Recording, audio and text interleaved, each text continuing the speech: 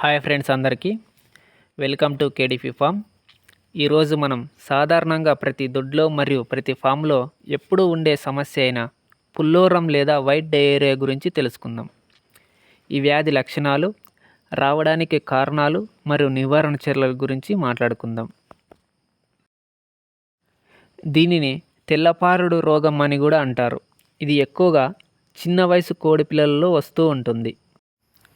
ఈ వ్యాధి వస్తే కోడి పిల్లలకు వాటి రెట్ట బ్యాక్ సైడ్ అంటుకొని నీరసంగా ఉండి ఈకలు గుబులుగా అయ్యి ఫీడ్ తీసుకోకుండా చనిపోతూ ఉంటాయి.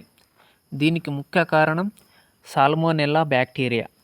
అందుకే దీనిని సాల్మోనెల్లా ఇన్ఫెక్షన్ అని కూడా అంటారు.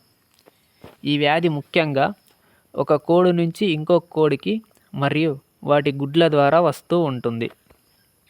ఫారంలో ఈ ఇన్ఫెక్షన్ రావడానికి కలుషితమైన నీరు, తడిగా ఉండే నేల మరియు కలుషితమైన ఫీడ్ వలన వస్తుంది. ఒక బ్యాచ్ నుంచి మరొక బ్యాచ్కి ఈ ఇన్ఫెక్షన్ రావడానికి ముఖ్యమైన కారణం మన షెడ్లో ఉండే చిన్న చిన్న నల్ల పురుగులు. ఇవి మన షెడ్లోనే ఉండి ప్రతి బ్యాచ్కు ఈ వ్యాధిని కలగజేస్తాయి. ఈ వ్యాధి పెద్ద కోళ్ళకు వస్తే బరువు తగ్గి ఎఫ్సిఆర్ ఎక్కువగా వచ్చే అవకాశం ఉంటుంది. ఈ తెల్లపారుడు రోగానికి ట్రీట్మెంట్గా మనం సల్ఫా డ్రగ్స్ 3 రోజులు యూజ్ చేస్తే సరిపోతుంది. ఎగ్జాంపుల్, సల్ఫా డయాజైన్ అనే మందు.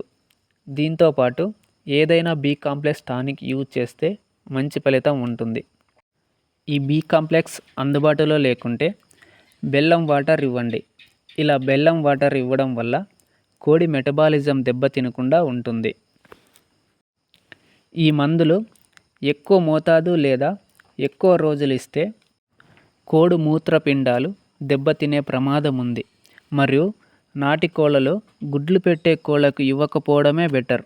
ఎందుకంటే ఈ సల్ఫా డ్రగ్స్ గుడ్డు పెంకుని పలుచపడేలా చేస్తుంది. దీనికి బదులు నాటుకోళ్లలో జెంటామైసిన్ యూజ్ చేస్తే సరిపోతుంది. ఫారంలో ఈ చిన్న చిన్న నల్ల పురుగులు పుల్లోరం వ్యాధి క్యారియర్గా పనిచేస్తాయి. కాబట్టి రైతులు వీటిని లేకుండా జాగ్రత్త తీసుకోవాలి.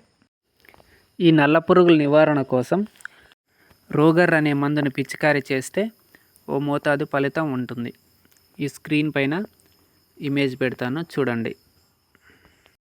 ఇంకా మీకు తెలిసిన మందులు ఏమన్నా ఉంటే కామెంట్ చేయండి. Okay, thank you. జై హింద్.